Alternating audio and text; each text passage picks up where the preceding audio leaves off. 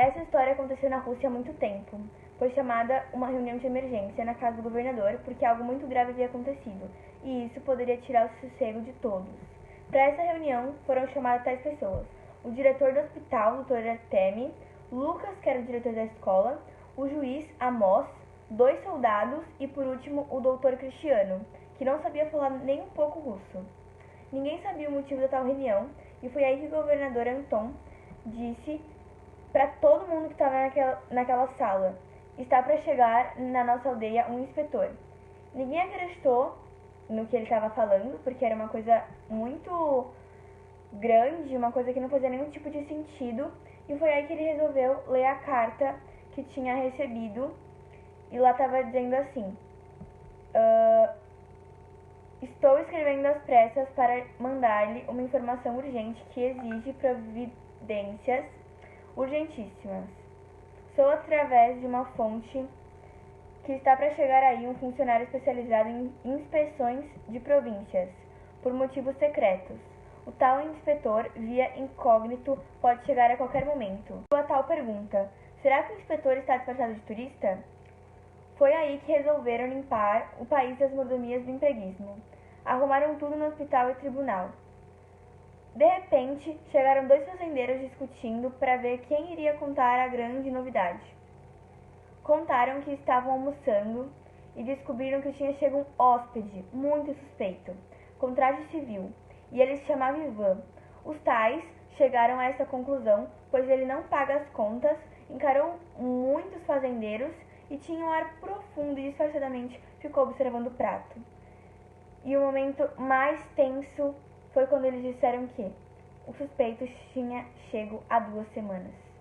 No capítulo 3, o governador informou sobre a idade do forasteiro e soube que ele era jovem. Teria no máximo 24 anos. Segundo a velha raposa politiqueira, gente jovem era mais fácil de persuadir e enredar.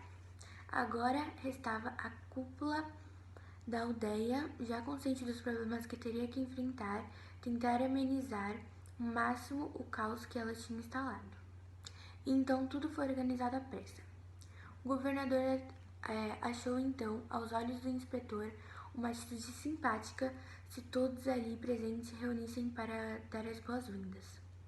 O governador não desistiu da ideia, então propôs que ele e Pedro iriam ao hotel discretamente, como se estivessem fazendo uma simples vistoria governamental, para saber se o hotel estava dispensando bons serviços aos hóspedes de fora.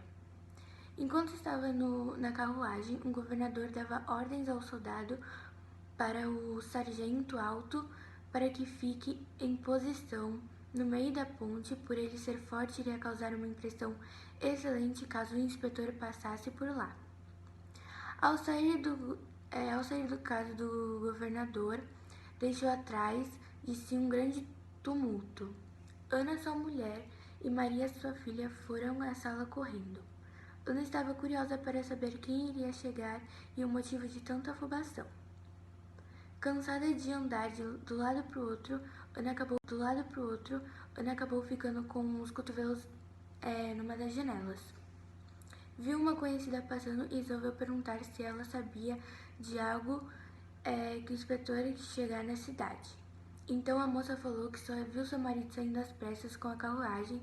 Então Ana pediu para a Vidótia correr até. O capítulo 4 começa explicando sobre as características do hotel onde Ossip e o seu patrão estão. Também explica um pouco sobre o Ossip reclamando do seu patrão por ele estar morrendo de fome e o hotel que eles estão é ruim e que ele se arrepende de ter saído de Petersburg, porque ele teria uma vida mais luxuosa lá. Klastekov, já irritado com Ossip por ele ter acabado com o seu charuto, pediu para Ossip falar com o dono do hotel, pois ele estava passando a hora do almoço. Depois disso, bateram na porta de Klastekov e ele foi abrir. Então, era um empregado do dono do hotel exigindo que Klastekov pagasse as despesas, senão ele iria ficar sem comida até pagar.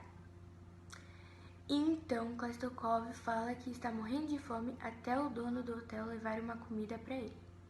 Klastekov só reclama. da comida até o hóspede chegar no quarto e falando que o governador queria falar com o Klastukov. Bom dia, meu nome é Henrique e eu vou falar um pouco sobre o capítulo 5.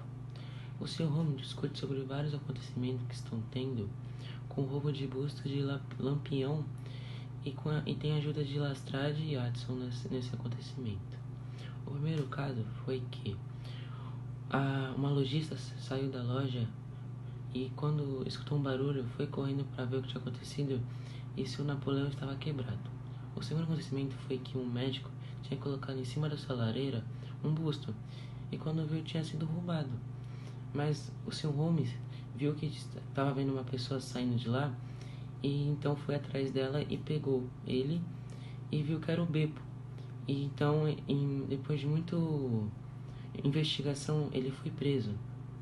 E agora eu vou falar sobre o capítulo 6, que fala sobre que na casa do governador, Dona Maria e sua filha Ana estavam ansiosos para saber quem ia ser o inspetor.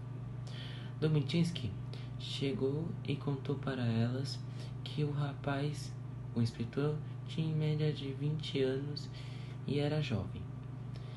E o governador tinha avisado a Dona Maria, sua mulher, que o inspetor ia ser hóspede de em sua casa. O capítulo 7 de Inspetor-Geral começa com Klastukov comendo no hospital. Conversara com o governador. O governador fala que o seu governo era totalmente separado das pessoas e de seu povo e que tinha muita fé em Deus. Até ouvindo isso, pensaram que o governador realmente era um político e sabia engabelar qualquer pessoa.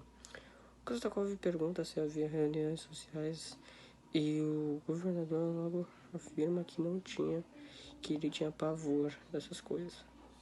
Artemio, escutando isso, deu uma tossidinha e pensar que semana passada havia perdido 100 rublos em um jogo de cadeado com o governador.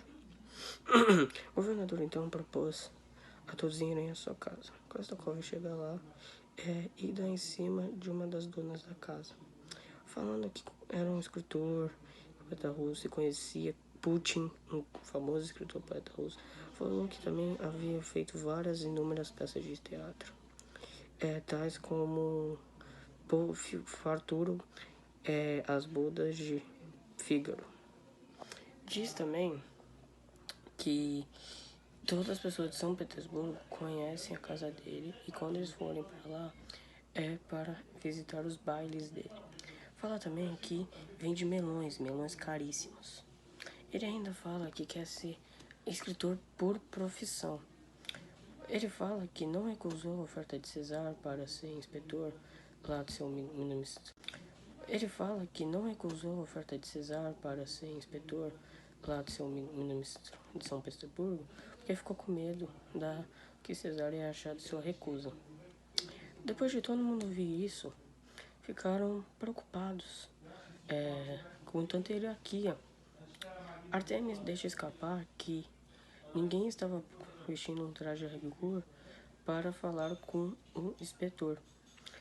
Quando o governador escutou essa palavra, inspetor, ele pensara como ele ia se livrar, com medo de o inspetor fazer alguma queixa, escrever alguma carta para São Petersburgo. Em cima dos seus aposentos, refutara como iria se livrar do governador. A mulher do governador afirma que está tudo bem, que ela sabia as artimanhas para descobrir algumas coisas. O governador estava tão preocupado que nem entendeu o que a mulher falou e nem o que ela planejava fazer. Nessa mesma hora, Osip entra na casa e é recebido pelas duas mulheres. E elas fazem a pergunta se o patrão dele era realmente um inspetor, muito confiante lá, confiável lá no ministro. Ele, aproveitando a situação, afirma e fala que é um homem de muita bondade, que até dá algumas coisas para uns tragos, algumas coisas para ele, depois que ele faça um bom trabalho. Governador, preocupado, chegara em seus soldados que recepcionavam ali a entrada da vila e fala para ali, quando chegar alguém com uma cara não muito boa, parecendo que vai prestar uma queixa, afirma para expulsar essa pessoa. E pergunta se os soldados entenderam. Nem que seja cacetadas ou pauladas ou pontapés. Era para ser expulso, porém discretamente. Os soldados entenderam, pois já receberia várias missões dessas. O capítulo 8 começa com o governador Anton Antonovich chamando a cúpula dirigente à sua casa, cúpula dirigente de Cômodo. Chegam todos lá a entrar a rigor e o governador acaba explicando o motivo da reunião, né? O motivo da reunião era porque havia uma pessoa de alta classe, de confiança lá do Ministério de São Petersburgo e que todos tinham que ter fé em Deus para ajudá-lo nesse momento. Nisso, a Treme tem uma ideia de adoçar o bolso de Klestakov. O governador pensa, refuta sobre essa ideia e acha muito perigoso. Porém, ele pensa em cada um entregar uma certa quantia, só que um por vez, para ele não desconfiar. Ia depender das habilidades de cada um. Todos assentam a ideia e começam a pensar em quem deveria ser o primeiro. Então escolhem o juiz para ser o primeiro. Enquanto o juiz tentava argumentar o porquê ele não deveria ser, todo mundo escuta Klestakov descendo as escadas. Ali, o juiz Amos se apresenta, falando que ele era o juiz dessa cidade, e começa a conversar com o Klestakov. Klestakov percebe que ele está segurando alguma coisa em suas mãos e o pergunta o que era. Amos acaba deixando cair o dinheiro e com vergonha ia pegá-lo, só que o Klestakov pediu para ele emprestar essa quantia. O juiz agradecera e depois pergunta se ele queria mais alguma coisa. O Klestakov falou que não, porém achou estranha essa pergunta, porque o juiz de uma cidade obedecendo às ordens dele. Depois disso, chegaram a Shepk, de todos os correios. Klestakov, que não é burro, pensara em retirar um pouco do dinheiro, assim como fez com Amos. Então começa a conversar com Shepk. Conversando, ele percebe que Shepkin está concordando com tudo que Klestakov fala. Então chega uma hora que Klestakov pede para emprestar uma quantia de 300 rublos a ele, porque ele havia gastado mais do que desejara.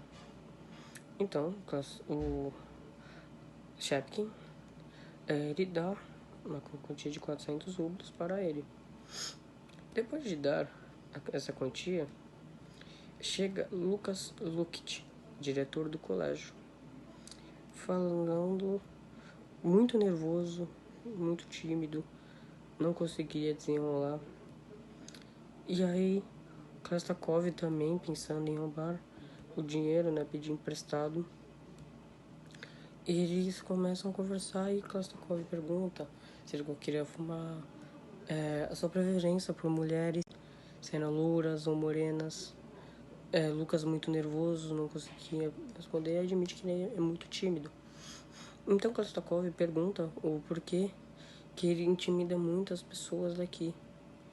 E o Lucas fala, ele pergunta se são seus olhos, e o Lucas fala que ele acha os olhos do Klestakov perturbador.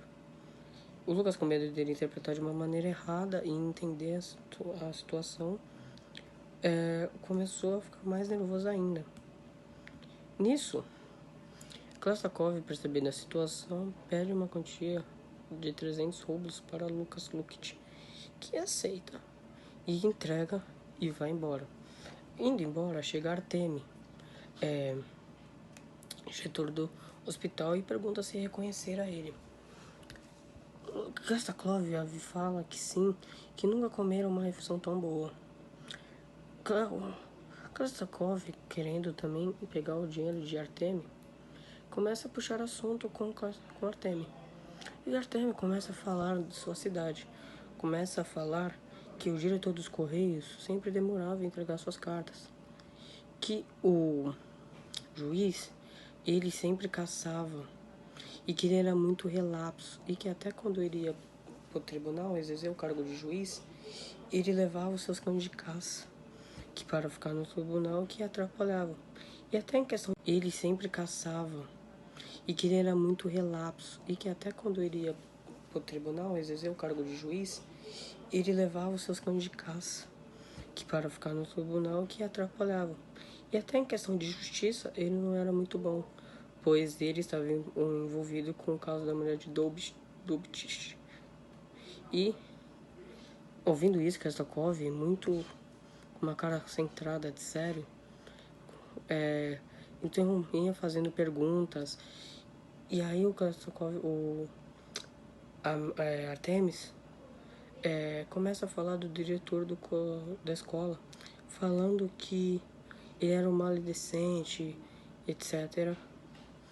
Kestakov, ouvindo isso, perceberam que ele só falava dos outros. Começou a puxar assunto com ele, perguntando se ele tinha filhas. Artemia fala que sim, que tinha dois filhos e 3 filhas.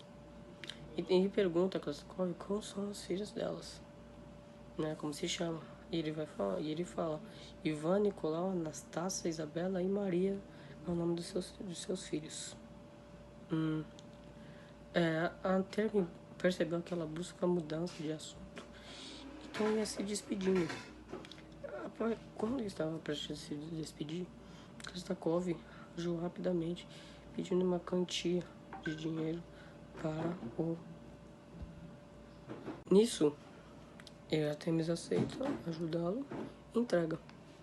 Depois que sair, entra 2 pessoas que se apresentam como Pedro Ivanovich Bobchivsky e o Pedro Ivanovich Dobchivsky, os fazendeiros.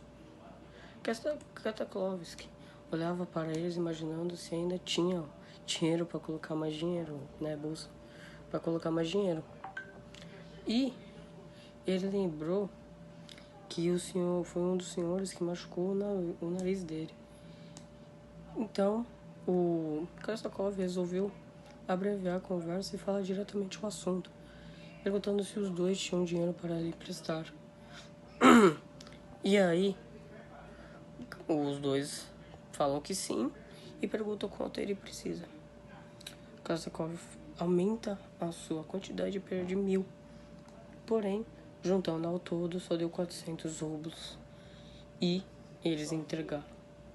Porém, antes de ir embora, Dobitsch criou coragem e perguntou para o inspetor: Senhor, eu queria pedir para o meu filho, que nasceu antes do meu casamento, se ele poderia ser legitimado.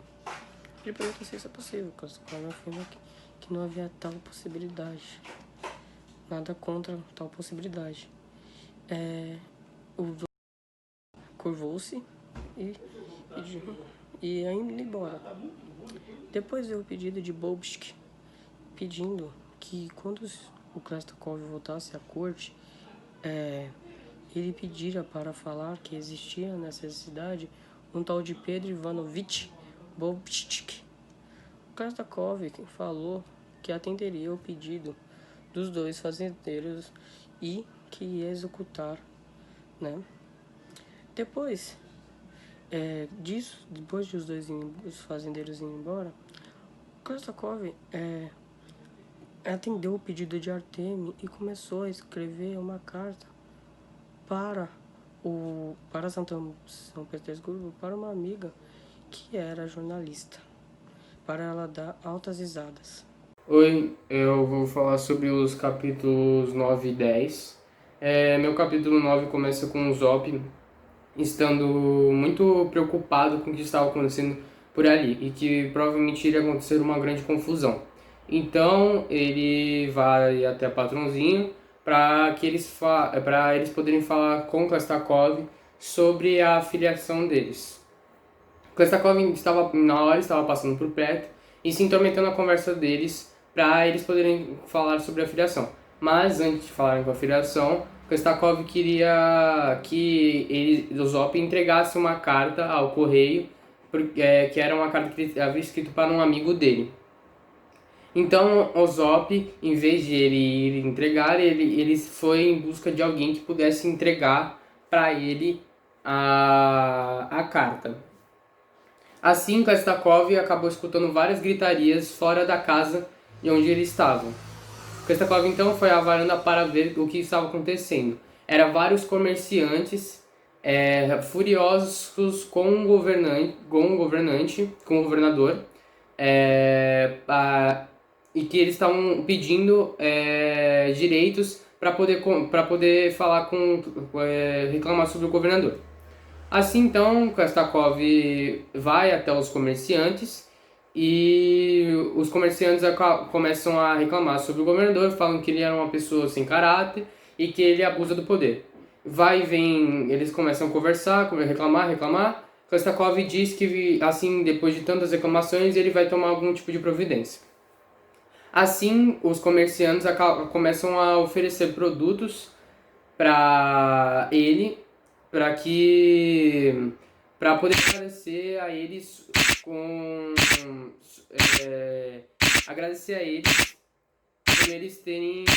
por ele tomar algum tipo de providência.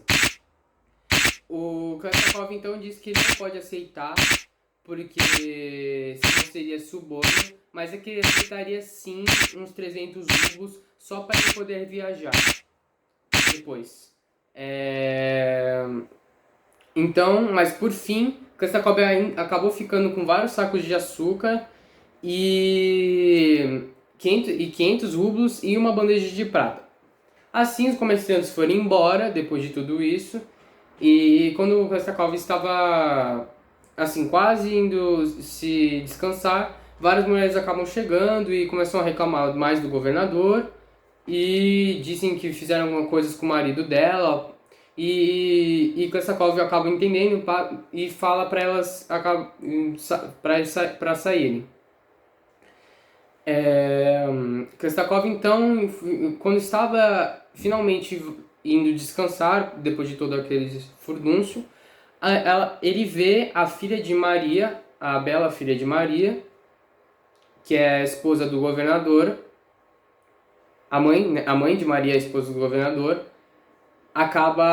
Ele acaba avistando ela e vai perguntar para ela por que ela está fazendo ali. Ela diz que está procurando a mãe dela e que pediu perdão por estar incomodando de alguma forma a Kostakov. Kostakov então responde que ela não está atrapalhando de jeito nenhum e que o mais importante é olhar para os olhos belos dela. Então eles continuam a conversar e Kostakov cada vez mais ele fica enaltecendo a beleza dela e ela. E Maria então, conforme ele fica enaltecendo ela e a beleza dela, Maria pede para ele dizer um poema para ela. Kostakov diz que sabe tantos poemas que ele não consegue dizer um e diz que ama ela. Maria então diz que é uma garota muito inocente, já que é uma garota do campo e muito inocente, ela não sabe o que é amor. Em seguida disso ela se afasta um pouco de Kostakov e Kostakov pergunta por que ela se afastou. Maria diz que era a mesma coisa, conversar de perto e conversar de longe. Kostakov então ele volta a se aproximar dela e dá um beijo no ombro dela. Maria então fica assustada e começa a gritar com ele e discutir com ele porque ele havia feito isso. Kostakov, como um bom conquistador, ele se ajoelha e pede perdão para ela de ter ofendido ela com o amor dele. Assim, com ele ajoelhado e Maria gritando com ele, a mãe de Maria chega e começa a brigar com a filha e manda ela entrar lá para dentro da casa. Que começa a falar o que era aquele escândalo, né? E assim, Kostakov começa a falar com a mãe de Maria e Kostakov acaba percebendo que ela também é uma bela mulher. Então eles começam a conversar e vai e vem até que Maria volta para falar com sua mãe, porque o papai, que é o governador, está chamando porque ele quer conversar sobre as denúncias que haviam sido feitas a ele. E Maria disse que... só que quando Maria chegou, ela viu Kestakov ajoelhado perante sua mãe. E ela começou a gritar, e aí a mãe dela acabou apontando para ela com seriedade e disse para ela que era horrível uma dama ficar gritando e bater na porta, entrar sem bater na porta. Então elas começam a discutir, conversar assim, até que o governador chega no local onde eles estão, na sala. E aí o governador vai falar com Kestakov e começa a dizer que todas as denúncias que haviam feito a ele e reclamações eram tudo mentira e que não tinha nada a ver com o que era isso. Kestakov então disse que não podia muito o que fazer, havia um jeito de ele não declarar ele à corte de São Petersburgo. Era se ele casasse com Maria. Então, assim, ele acaba, por fim, eles acabam ficando noivos, Maria e Kestakov, e o governador, antes preocupado, agora fica tranquilo, pois ele sabe que o genro não iria declarar o sogro para a corte de São Petersburgo. Então, Kestakov diz que, por enquanto, ele não pode ficar lá com eles, porque ele tem assuntos familiares para fazer, e ele se encontra com Ozop para ele sair numa viagem para visitar sua tia milionária. É isso, capítulo 9 e 10. Depois da partida dos visitantes, o governador perguntou à sua mulher se ela já tinha imaginado e gostado da surpresa que ele havia feito para ela. Ela só sorriu concordando, mas óbvio que ela tinha gostado muito. E com isso, né, fez com que o governador ficasse muito, muito, muito insuportável. Ele imediatamente chamou seu soldado para que trouxessem todos aqueles que tinham acusado. E Ana, como ela se imaginava em outra cidade, com outra vida, ela deu conselhos ao seu marido para que isso acontecesse mais rápido, né? Passou-se os dias e aconteceu o casamento deles. E no casamento, o governador começou a gritar com os convidados quando eles chegaram. E o Artemi, depois teve uma confusão durante a cerimônia e o Artemi não conseguia ler a carta. E foi quando o juiz interrompeu e conseguiu ler tudo. E foi isso, e todo mundo conseguiu descobrir que ele realmente não era um inspetor. Foi isso.